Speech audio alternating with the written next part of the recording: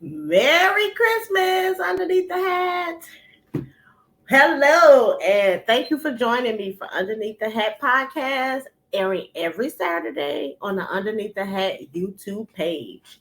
I am speaker, author, and podcaster, Cherie Simmons, and I'm so happy and grateful you are joining me for this episode of our series, Blessings and Lessons. So I'm excited. As you can see, I'm in my Christmas festivities. Don't mind my reindeer ears. They're a little discombobulated. But I'm excited because when this airs, it will be Christmas Day of 2021. And I'm excited because it's another day that we get to see another year where we get to celebrate the birth of Christ and be with family and friends. And for those that may not be close with your family or have a lot of family at all, this may be time where you get to spend it by yourself and just reflect on all the things that have happened to you thus far. So I decided that I wanted this episode to be about my Christmas wish. So 2021 has been very interesting for all of us.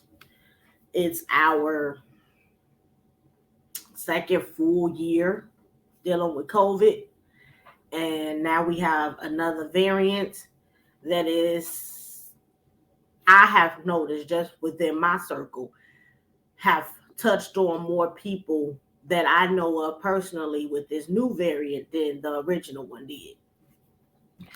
And it really makes you reflect and look back at your life and the way you live and the people that you surround yourself with. And going into the year of 2022 in just a few days, I'm excited for what's to come because it can't get much worse than we've already experienced. And even if it has, with this series theme of being blessings and lessons, I have realized that even if God throws us another curveball somewhere in our life, whether it's financially, emotionally, physically, personally, professionally, we should have learned the lesson and picked out the blessing from it. What is it that you were meant to learn? What is it that you were meant to do differently so that when it pops up on you again, you won't be surprised and you'll be able to handle it better?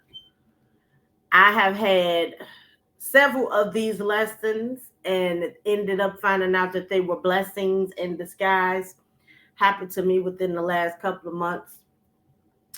One in particular has been the removal of people from my life. When I went through my first divorce, it was a hard thing for me to do because I had never felt so betrayed before. Even though there were people around me that were doing some of the same manipulative tactics that he was doing, I didn't see it because I was so focused on him.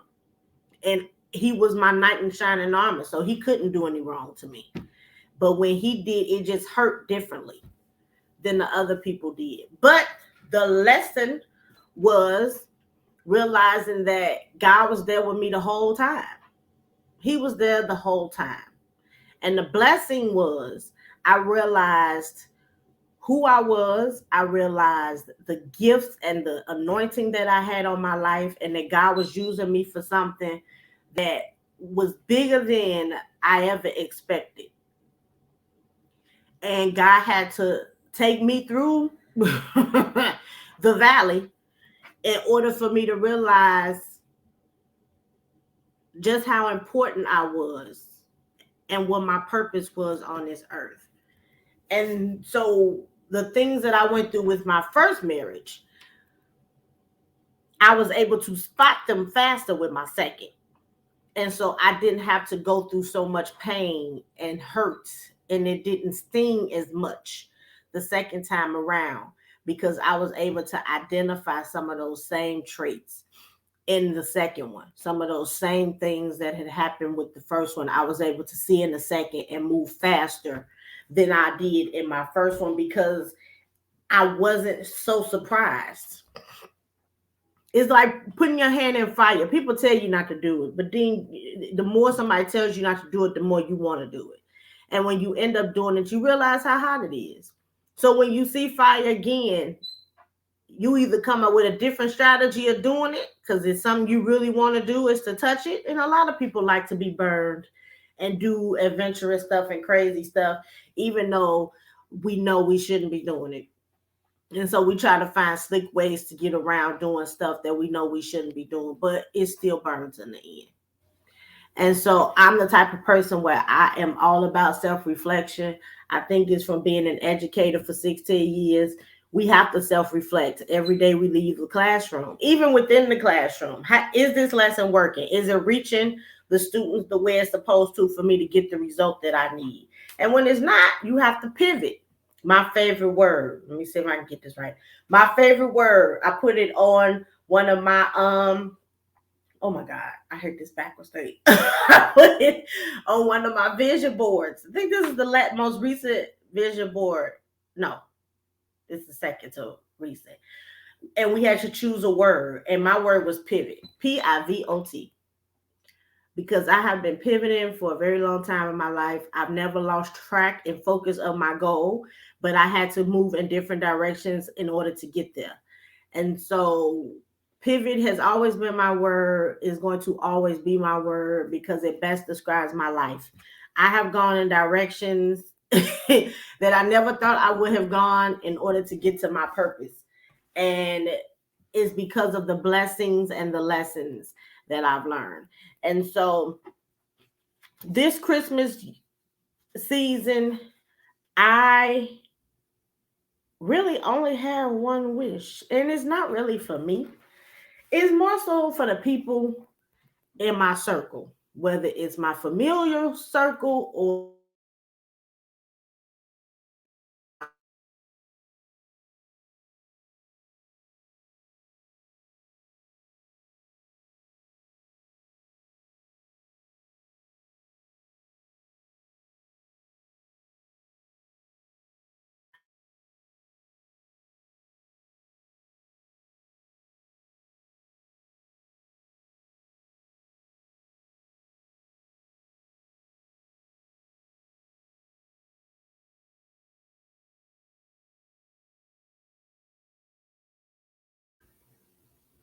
all right.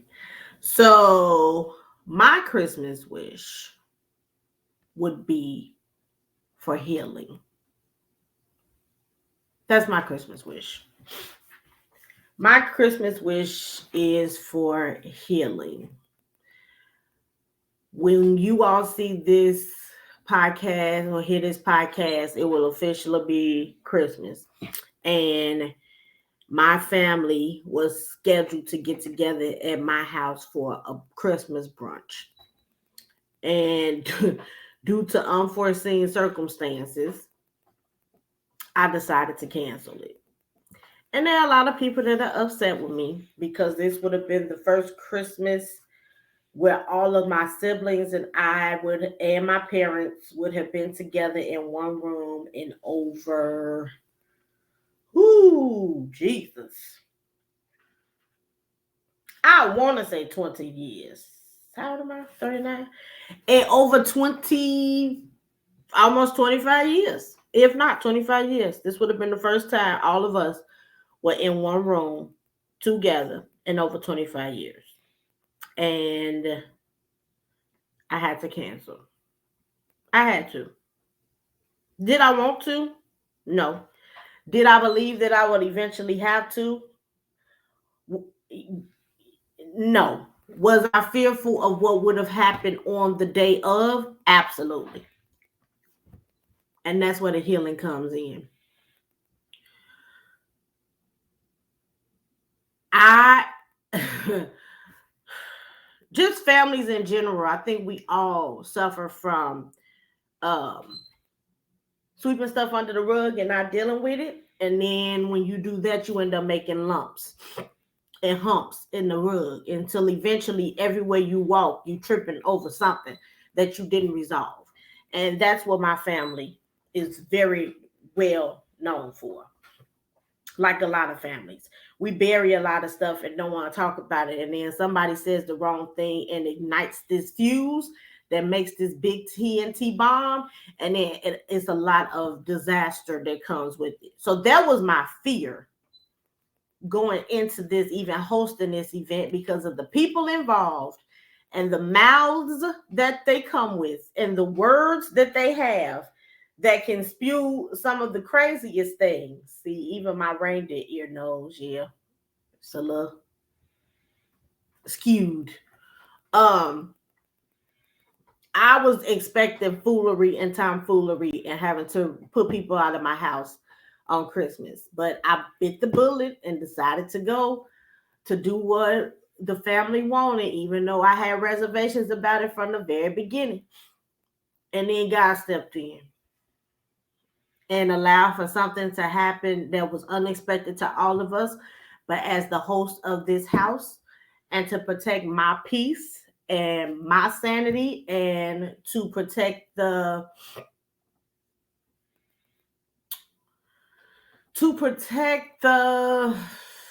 innocence of those that could have been involved, would have been involved, I had to say no. I had to say no.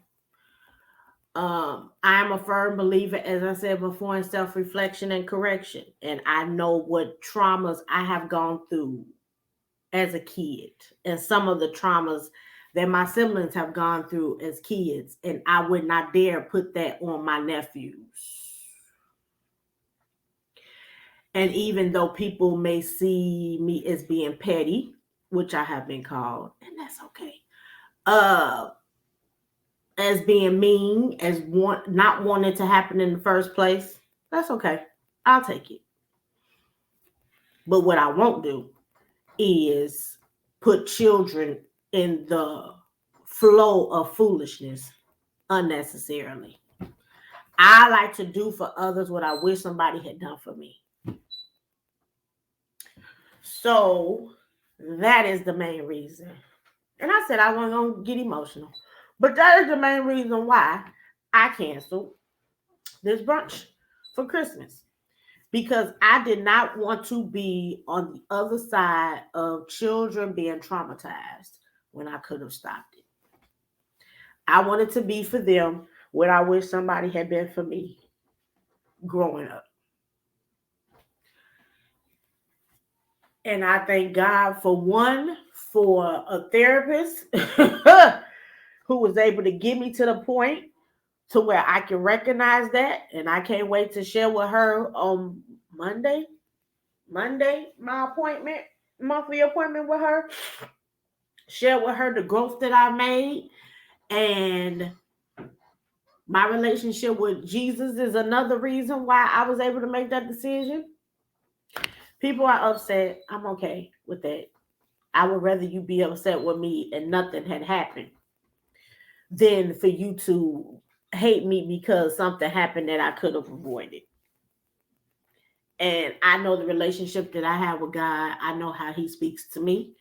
And when he told me, when I found out the information that I found out, he was telling me then it's a no. But I decided to sleep on it, knowing what he had told me as soon as I heard it. And for things to have moved the way that they did the following morning, further confirmed that I was to cancel. And so I don't feel bad about it. Do I wish we could have done it? Yes. Was I looking forward to it? I actually was. I actually was looking forward to it. But I don't want my nephews to ever look at me and think of a traumatic experience. And I believe that would have happened had I allowed for the brunch to take place. And so my wish is for healing. Healing for my family, for all the traumatic events that they have endured, that people know about, and those that some things that we don't know about. Because I've been through some things that they don't know about, and I'm sure they've been through some things that I don't know about. But my wish, Christmas wish, is that they will get the healing that they need, that they will find some way to let out the anger and the disappointments, whether it's talking to somebody, praying to God, writing it down, speaking it into a recorder, whatever they need to do to release so that they can find peace and heal from all of this brokenness. I pray that for my students and their families, my staff and their families, my friends and their families, my family and their families. I just pray for healing.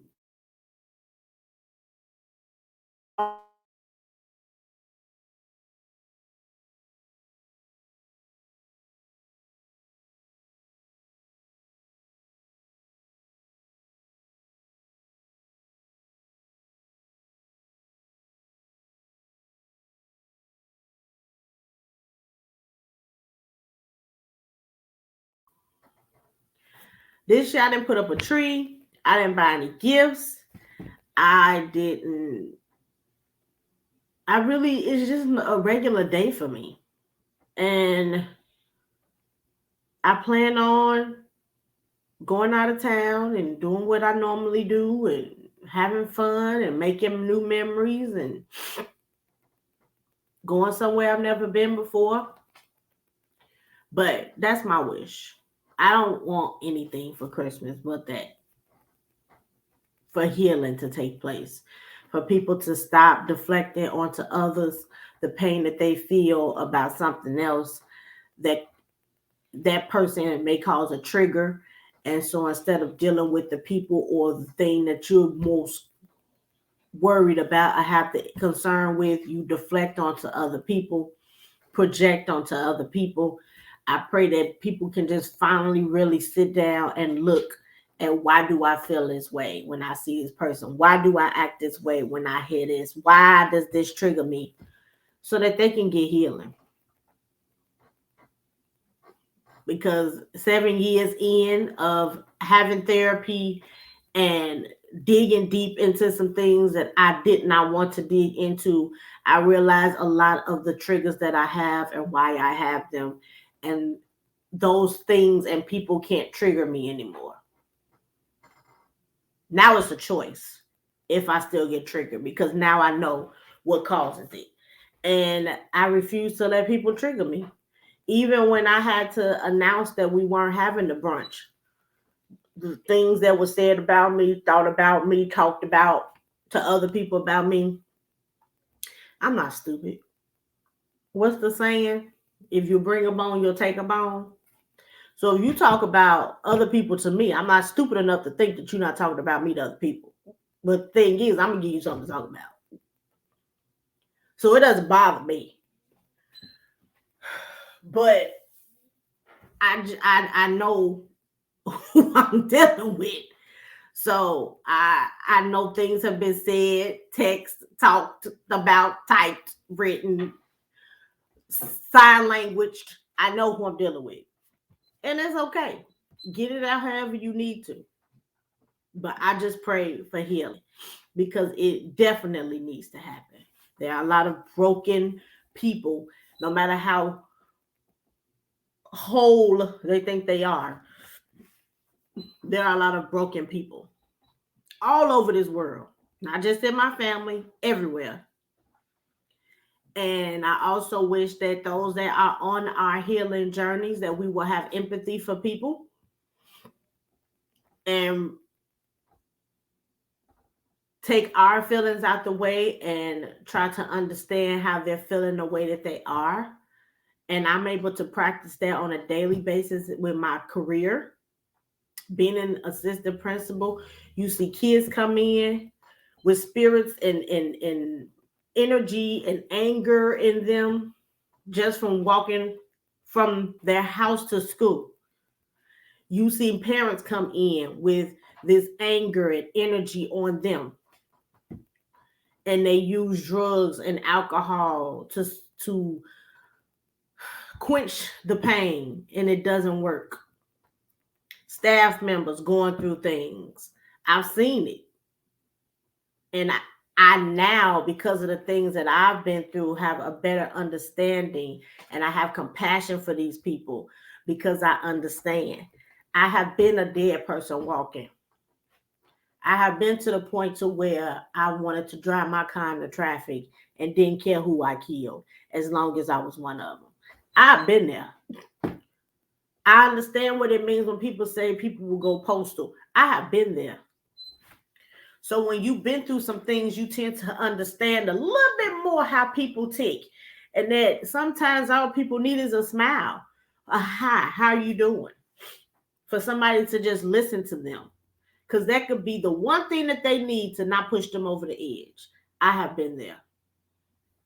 I have been there. And so healing and empathy. Those are my wishes for this 2021 Christmas season. I want to thank you all for being here with me, listening to me, watching, whether it's on the podcast, on Anchor, Overcast, Spotify, Apple, Google, Breaker, and Pocket Cast. Thank you for listening. Whether it's on my YouTube channel or through my Facebook page, Underneath the Hat, I thank you for listening. Those that have purchased my 2 books, Underneath the Hat, and It's That Size for a Reason. Thank you for reading. Thank you for purchasing. If you haven't, you can find them on Amazon, wherever books are sold. Just type my name, Cherie Simmons, and these 2 books will pop up for you. I just want to thank you all. I ask that you like and subscribe to my YouTube page. And again, check me out on all podcast platforms. And also, please share. You can also sew into the session at Cash App, $ YLAAT 2017. That's my mentoring program, Young Ladies at All Times. Or you can Zelle at youngladiesatalltimes@gmail.com. Again, I want to wish everyone a Merry Christmas. Enjoy your holiday, whether it's with yourself, with your friends, with your family, with your dog. Do something that makes you happy. That's why I always end my podcast with the same sign off. Take care of yourself underneath the hat. We all wear many hats and we have to take care of ourselves. It's okay to say no. It may hurt. It may sting. It will have repercussions because people aren't used to you setting boundaries for yourself. But it's okay to say no. Sometimes no is the word you need to be able to take care of you. So again, Merry Christmas, Feliz Navidad, Happy Kwanzaa, Happy Hanukkah. Take care of yourself. Enjoy yourself. Be safe. Wear your mask and wash your hands, people. And remember to take care of yourself underneath the hat. I'm Cherie Simmons, and I will see you next week.